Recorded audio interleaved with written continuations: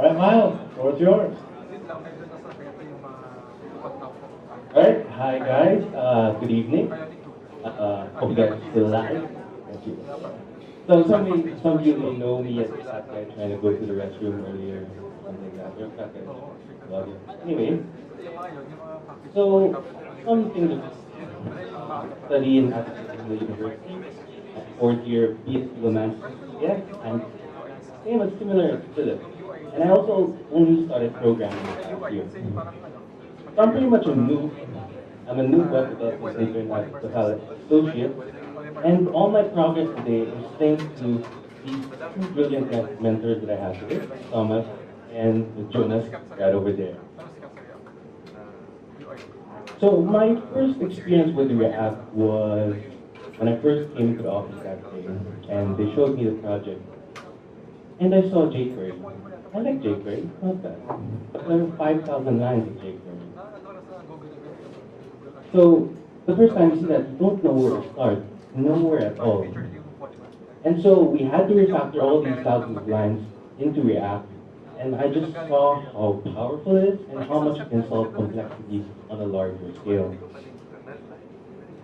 So what is React? I'm not plagiarizing this from Facebook.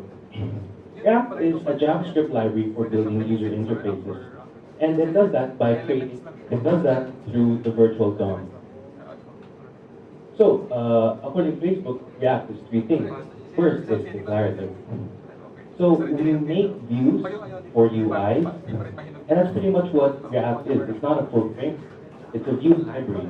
And so we take data, we render it, we can use JavaScript to iterate it over multiple times to make sure that the components that we have are reused over and over again without much penalty to performance.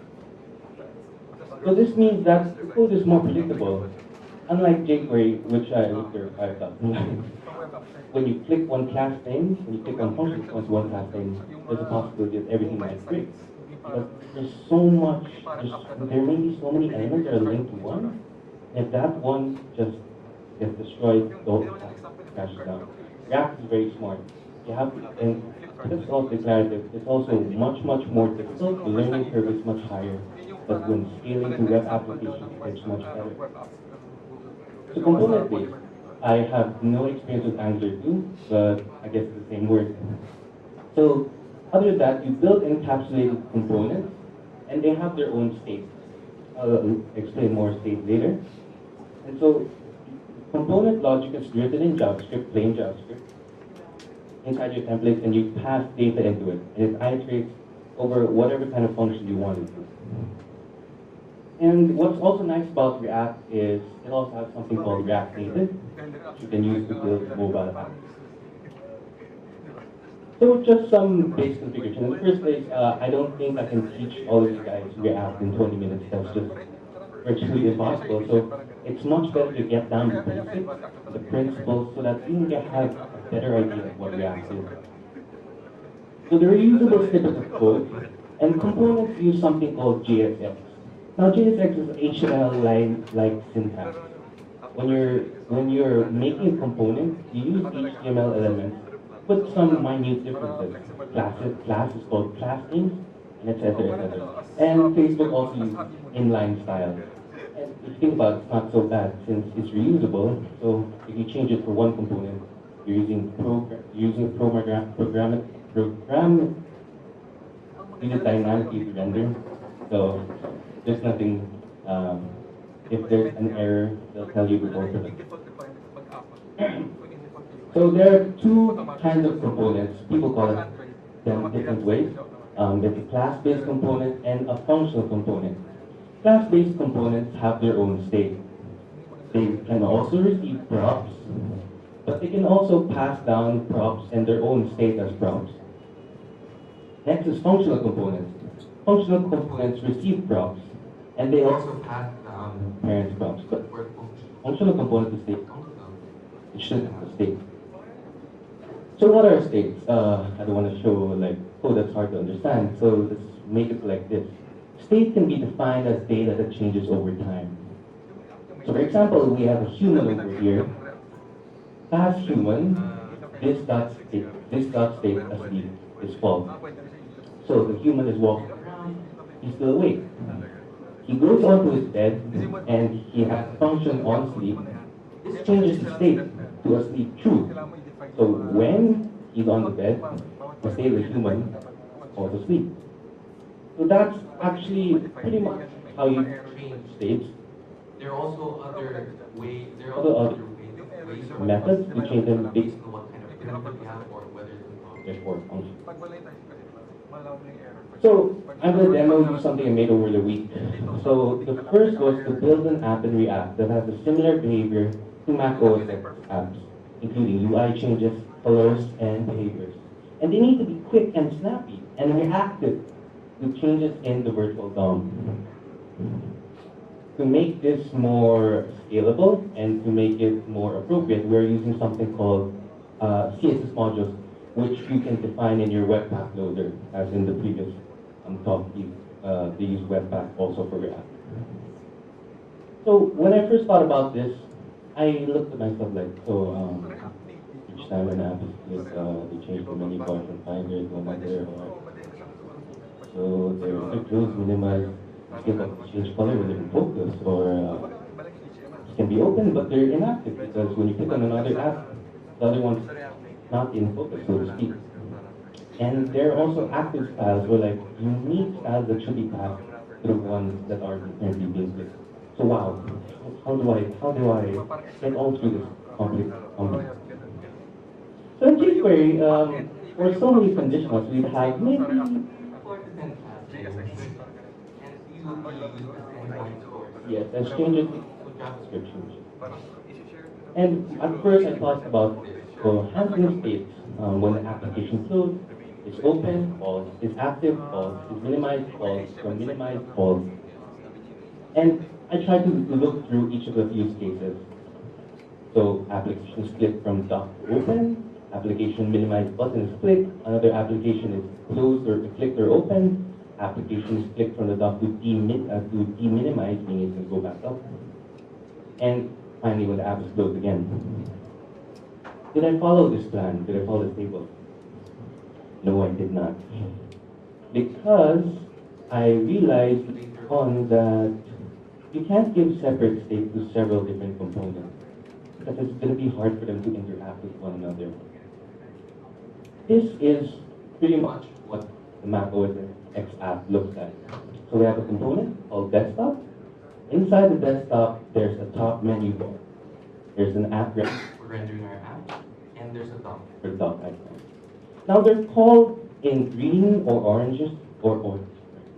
They're orange if they statically render, meaning they don't change state. They perform maybe some CSS changes, but they're not really supposed to be affected, so to speak. So for example, if I click an app window, the dock icon isn't supposed to change. And the Apple menu isn't supposed to change either. Oh, it should be green, sorry. So, or also composability. In React, you can get a component, put it inside a bigger component, and that is the child. So the topmost parent, child, and of course the child can also be parent of another child. But for best practices, or I don't know if the best thing so, the source of component re-rendering, meaning most data changes, should come from the parent-most component. Children respond to changes in the parent-most component, and children will have event handlers that signal the parent to modify its state through a set state. So how, in a metaphor, we had jQuery. If we had jQuery and we had this, if we did an action here, it might make sense.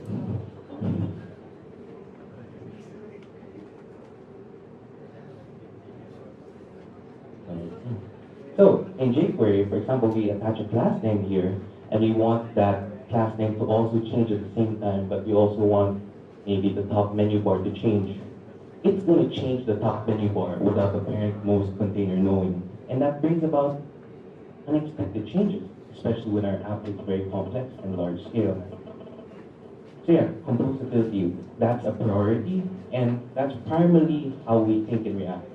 You can't learn React in 20 minutes, but you have to spend days, weeks to learn it, but once you learn it, there's a different kind of way of thinking. So that's how the app looks like. These are rendered through the internet. Sadly, I don't have internet right now, but I'll give you a demo for it.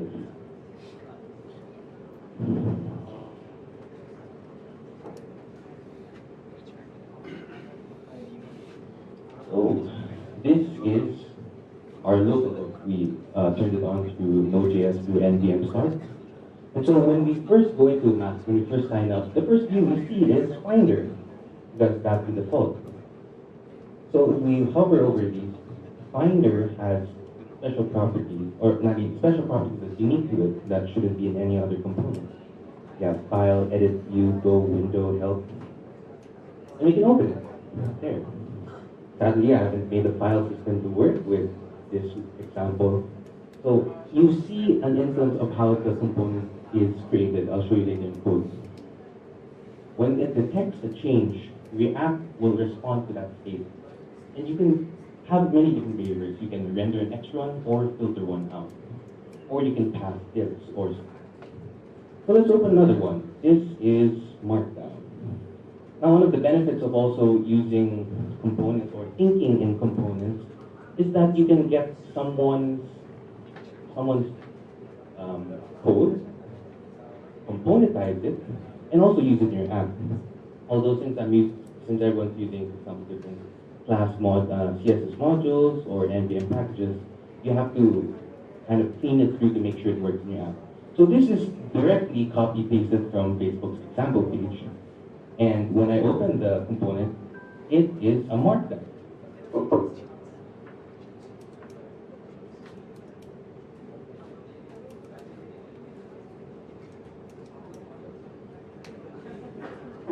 But then if I take out the syntax that says it's a markdown,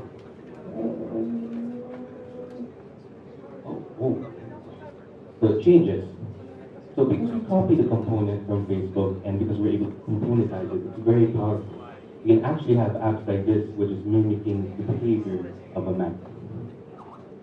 And I haven't written one yet.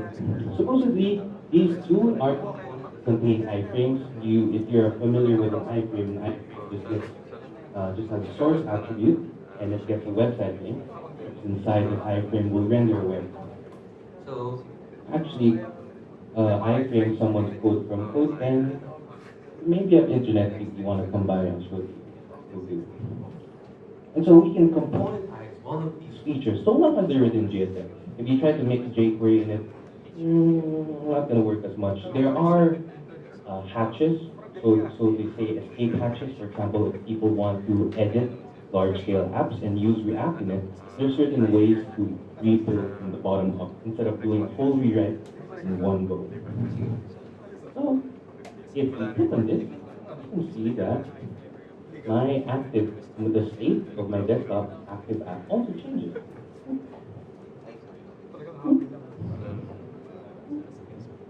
There. And whichever is active gets that special CSS property that give it a plus, minus, X in certain colors. And we can just use normal JavaScript actually just to filter it out.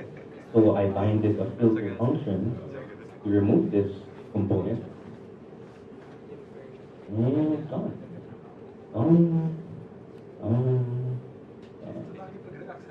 So what have I not implemented yet is the scale and also the minimize, because that's more complex. If I try to show you, I think we'll both kill ourselves.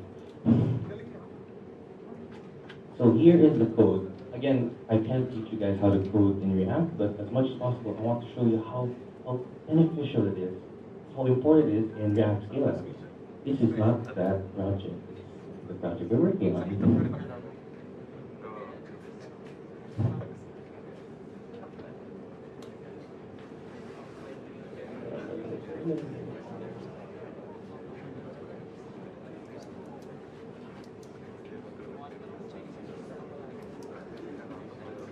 Yes, this is the source file. So here, this is the parent-most container. We have some special stuff being passed down because when you want to use a component, you have to import it. of course, if you reference it without putting the data in, how will the component know coming from and what it is? So this is also a feature of CSS modules. You import it, and technically class names become a variable that you put in class name, as redundant as that sounds. So our parent actually has only 4 states for now. There is an open apps, which is just an array.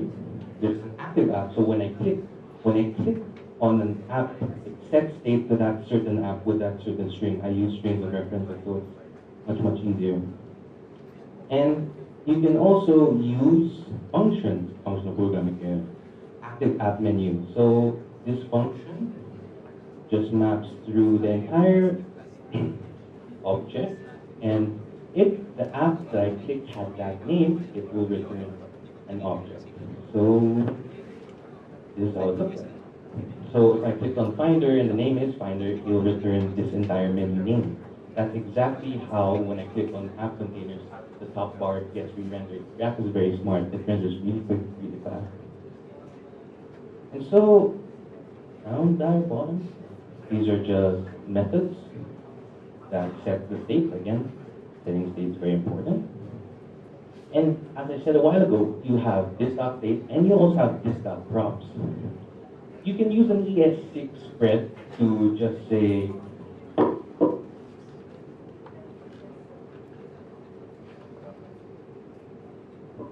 but this only works if there are already props being thrown into the component. This is the parent most container, so if you pass this props, you won't get anything. And so when you're passing in objects or properties through a React component, they're done in this syntax. Name, which you can use as a property later on, and the value, which is all the way over. If I take you through all of this, it's going to be very, very long. But I think this is what is good. So I just made a switch case, because I don't know how else. So it says here that if the icon, I click an icon, the icon also has a string, the string as an attribute. So I click on the icon, and it gets added to the array that gets rendered. Map function will look through each, it will look at each string in the array, and then I specify. If you find the finder string, if you find the finder string, then please render app window, which you see, our entire X, negative and plus, with this special component that gives it a program.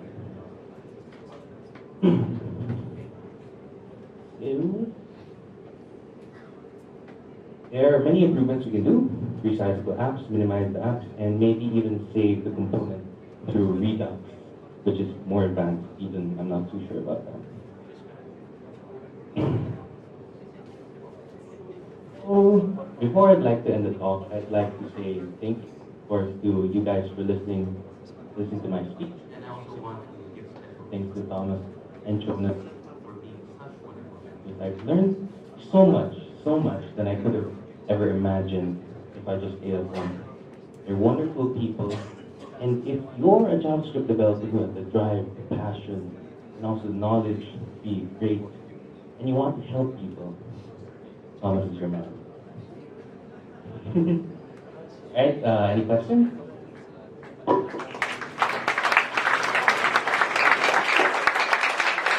You're very handsome way to say that. Yes, sir.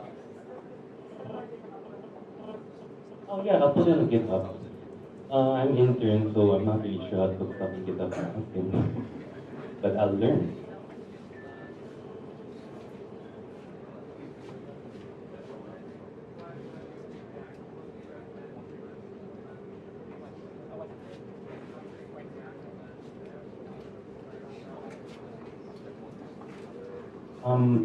I said a while ago that React is more declarative, whereas jQuery is more abstract or imperative. So since React is more declarative, it uses plain JavaScript functions.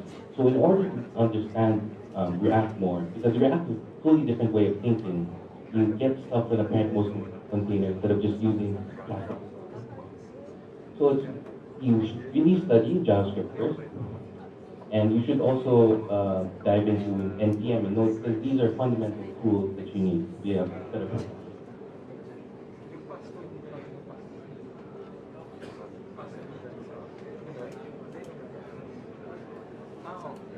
I used someone else's component. So I went to NPM, I looked for Trackable, I downloaded Trackable, it's a component, it has this from the children, which means I can insert whatever I want inside.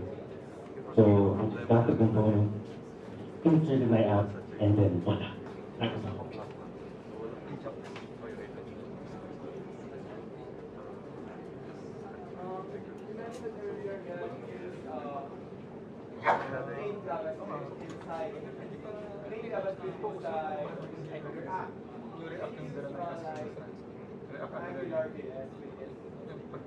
It's best not to mix two front-end frameworks. Well, it's not a framework per se, but usually if using React, it's already getting your part of for the MVC, which is the view. So you have your controllers and your model. Model is the data.